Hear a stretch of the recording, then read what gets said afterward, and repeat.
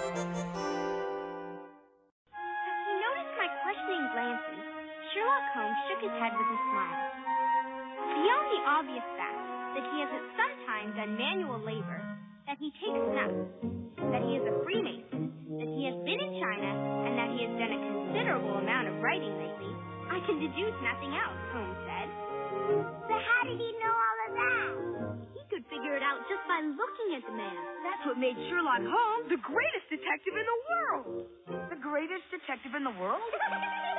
Hi, you're talking about me again. Actually, Peter, we were talking about Sherlock Holmes and his friend, Dr. John Watson. Sherlock Holmes could solve any crime ever. And Dr. Watson was his closest friend. He wrote down all their adventures. I've never heard of this detective, but I seriously doubt that he could be better than me. Peter, why don't you just listen to the story? You might actually enjoy it. Yes, read it. Another one, Wendy.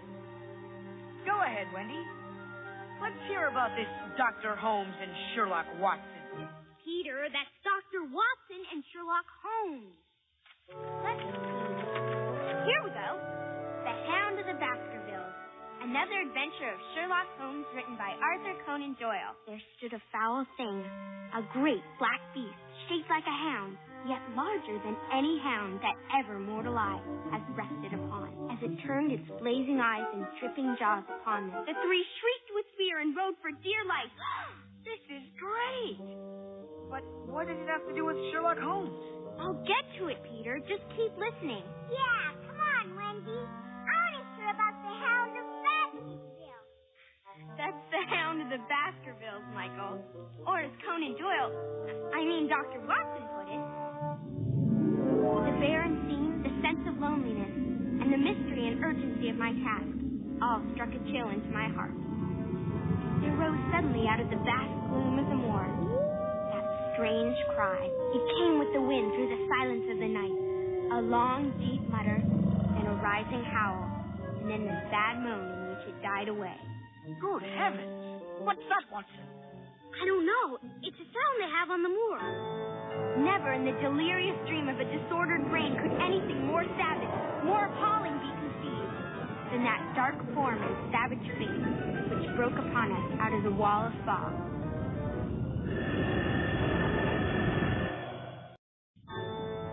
Never have I seen a man run as Holmes ran that night.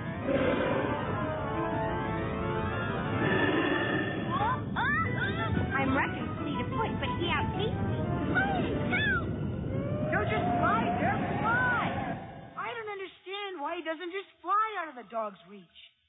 Peter, Dr. Watson can't fly, and neither can Sherlock Holmes. Can't fly? Then what kind of detective could he possibly be?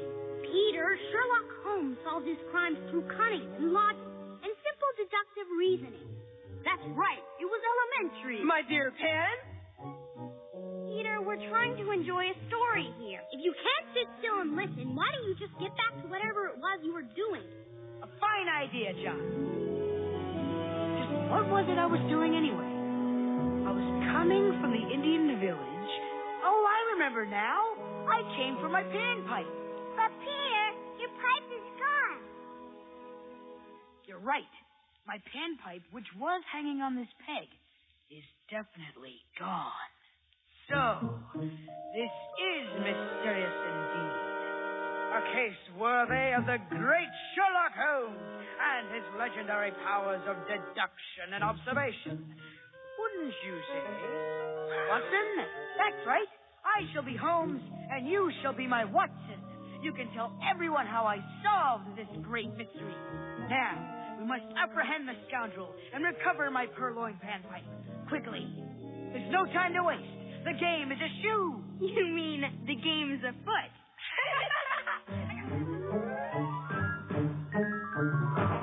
I think this is a little silly, Peter. Quiet, Watson. I think I hear a clue.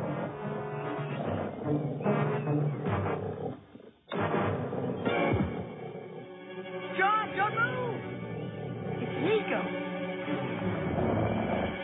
He probably picked up Wendy's scent from us.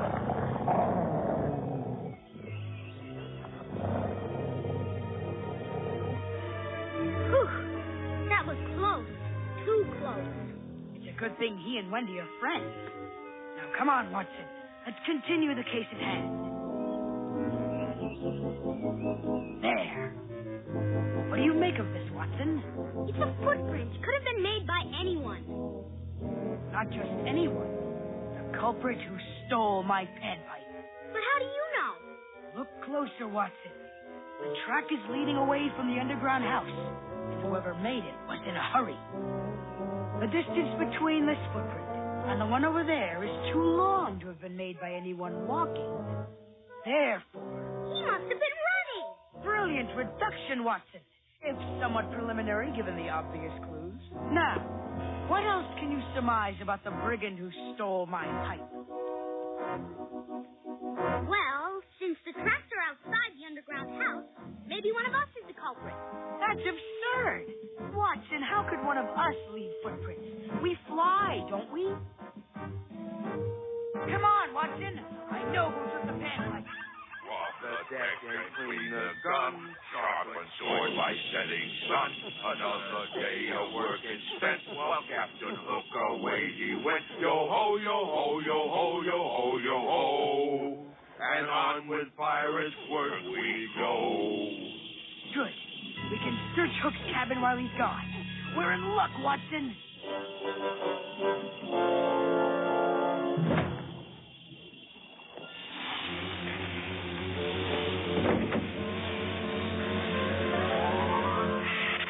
I say, Watson, do try to avoid that sort of clumsiness. Peter, I mean Holmes, what are we doing here anyway? Think about it, Watson. Whoever stole the panpipe must have an appreciation for music, right? Right. But the footprint was too small for Captain Hook. Tut, Watson, I know that. But his bosun. Mr. Smee! Precisely. And what instrument does Mr. Smee play? Why, he plays the pipe. The bosun's pipe. Bravo, Watson. You have a keen sense of the obvious. The panpipe isn't here. But they've left behind this vital piece of evidence. All these marks make up a hidden message detailing the location of the purloined panpipe. But this is only the music to a song called Ode to an Elven Grove. That's just it, Watson. An elven grove is where elves live. Yes, and? And elves are what size? Well, they're... Right, they're small. And pray tell me, Watson, what day is today? It must be... Let's see, it's Tuesday. Brilliant. Today's Tuesday. So yesterday was Monday. I get it. Small Monday Island. But where? What kind of trees grow in an elven grove, Watson? Beech trees? Indubitably. So all we have to do is go to Small Monday Beach, and the panpipe is as good as ours. Island, and it appears that you're as good as ours. She'll haul me for a barnacle's breakfast. We're finally gonna blow Peter Pan and one of his bilge rats to perdition. Steady, Watson. When I give the signal, take to the air. Now! I'll bring you down to earth in pieces. Hey, what's he do? Blow the fighter's brains out. Come on, Long Tom. Come, Watson. I believe we've overstayed our welcome.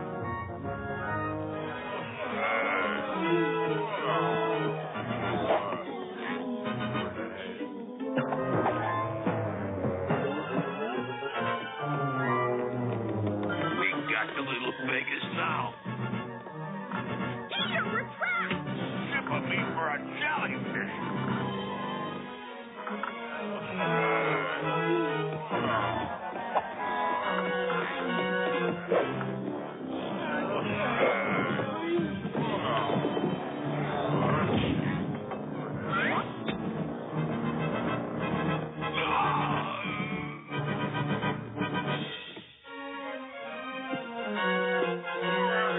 Hurry, Watson. No time to wait.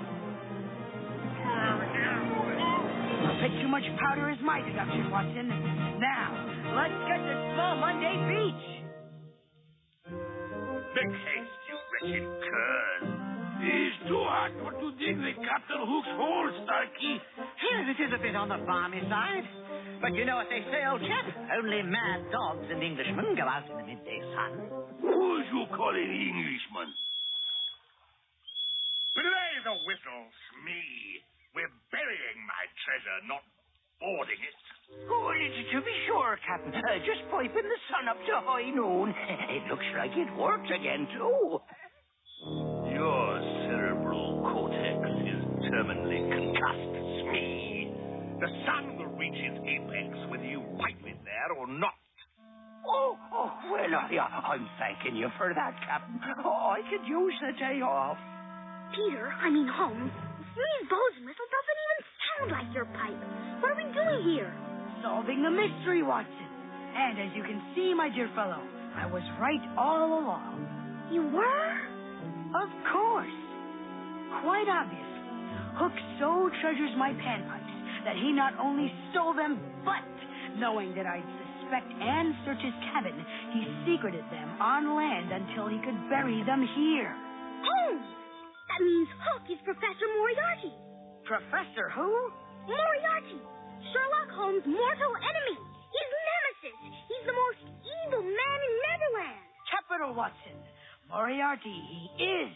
You may remember that you buried this treasure, but if you value your barnacled hides, you better forget where. Therein lies the solution to the case of the purloined panpipe, Watson. A treasure chest buried in the sand of Small Monday Beach. But how are you ever going to get them back? Elementary, my dear Watson. Well, Watson, we must dig up the treasure chest. But how? We don't have any shovels. Here, use this, Watson. This won't work. That's it. I don't see how... It's elementary, Watson. You can dig with that, Watson.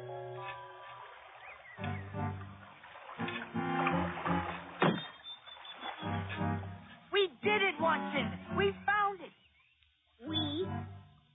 Peter. Holmes. Hook. Moriarty and his cutthroats might hear you. Nonsense, Watson. At the rate those fools were rowing, they're miles away by now. Holmes, Watson, how enchanting. As it happens, I, too, am conversant in the mysteries crafted by Sir Arthur Conan Doyle. Look lively, scupper scum! If you, Pan, are Sherlock Holmes, and John here is Dr. Watson, then I must be... Moriarty! Precisely. The organizer of half that is evil and nearly all that is undetected in Neverland. A genius, a philosopher, an abstract thinker, with a brain of the first order. In short, the Napoleon of crime. And if you had one iota of the perspicacity of the real Sherlock Holmes, you might have surmised that I would row in a circle to make sure that I hadn't been watched. Smee, if memory serves, I gave you an order. You did, sir? You did, sir. Just what? Fill in the hole, Smee. Panpipe, gall and brimstone, boy. No buccaneer worth his salt would have use for such frivolity. Least of all, Captain James Hook. The perfect way to start the day. Preserving my treasure and getting rid of Peter Pan. Pan! Or should I say, Holmes. You crossed my path on the winter solstice. On the last full moon, you incommoded me. By the summer equinox, I was seriously inconvenienced by you. And a fortnight later, I was absolutely hampered in my plan. The situation was positively unendurable. Until now. Enjoy the incoming time. It's one of nature's wonders. This isn't quite cricket, Professor. What do you expect us to do, Hook? Do, boy. I expect you to be extirpated, eradicated, eliminated, annihilated. I expect you to expire, of course. Peter, what's going to happen to us? Get a bit damp, I'm afraid, Watson. Me! Yo-ho-ho, a treasure chest, buried deep is buried best. Neath the sand without a trace, the skeletons to mark the place. Yo-ho, yo-ho, yo-ho, yo-ho, yo-ho. Think of something, Peter. I already have, Watson. Hook's denial could simply be a ruse, and the pipes may very well be in the chest beneath our feet. Not the pipes, Peter. How can we get out of this before we drown? Oh, that. The solution is quite elementary, my dear one.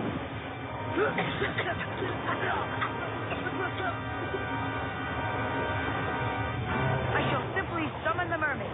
They'll stick us out with their tails. But what if your pipes aren't in Hook's treasure chest? Can we still go home then? Well done. A splendid job. Yes, thank you for saving our lives. We did it for Peter, not you. I don't care who they did it for. I'm just glad they did it. Just as I suspected. No panpipe. This is the final clue I needed, Watson. It is? Quite. This wraps it all up very neatly. You mean we're finally going home? Precisely, old boy. But first, get a grip. We're gonna steal Hook's treasure? Of course not. Even though Hook stole it in the first place, that wouldn't be honest. And Sherlock Holmes never does anything that's dishonest. It'll be a sound sleep I have tonight, with my treasure safe and that nazy poltroon Peter Pan gone forever. Begging the captain's pardon, sir, might I be asking a question I have in my head? Permission granted, Smee. Not even the nit witticisms of a nattering nabob of negativism can spoil this day. Oh, to be sure, Captain. Oh, thank you, sir. I stand ready to serve in any capacity whatsoever. Get on with it, Smee. You're right, you are, Captain. I was just wondering, is there more than one Peter Pan? Of course not, you squid-brained dolt. In fact, by now, there's not even one Peter Pan. I feared mightily that was him up there. Both hammer and tongue. Ah! And he's got my treasure. Pan, come back with my treasure, or I'll hang you from the gallant cross trees and make a dance of polka on Johnny Frank. But if we're not stealing the treasure, what are we gonna do with it? Reward the mermaids, Watson. After all, they were of some assistance to us.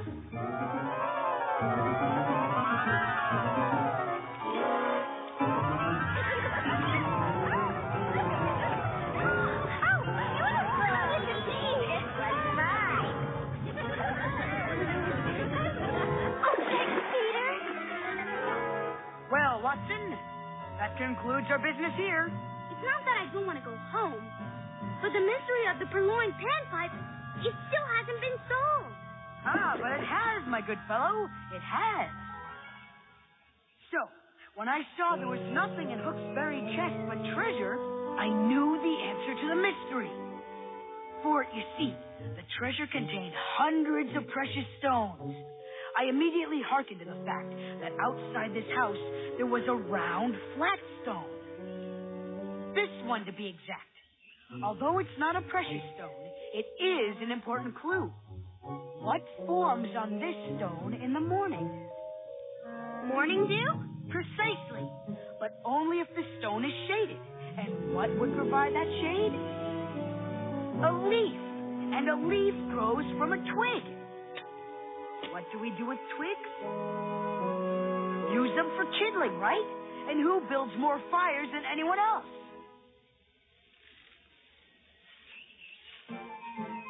Ta-da! Here's your pipe, Peter. Thanks for loaning it to me. As I was saying, the clues all led to one obvious and incontrovertible fact. That I loaned my panpipe to Hard to Hit. And totally forgot. It was elementary. My dear Pan.